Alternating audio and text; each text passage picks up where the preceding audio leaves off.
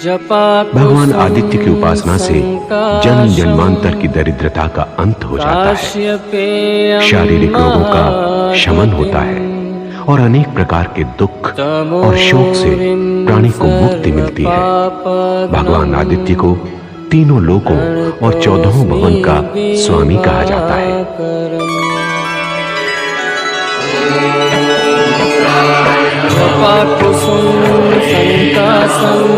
काशीपेयं महाभूतं नमोरिं सर्वपापहरणं प्रणतोऽस्मि दिवाकरं जपाकुशं संकाशं काशीपेयं महाभूतं नमोरिं सर्वपापहरणं प्रणतोऽस्मि दिवाकरं जपाकुशं संकाशं काश्यपेयं महादुःखं तमोरिं सर्वपापहरणं काश्यस्मि दिवाकाश्यपेयं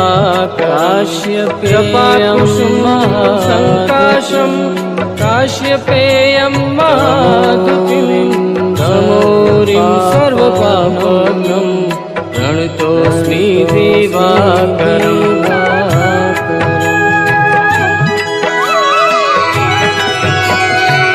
जपाकुसुम संकाशं काश्यपेयं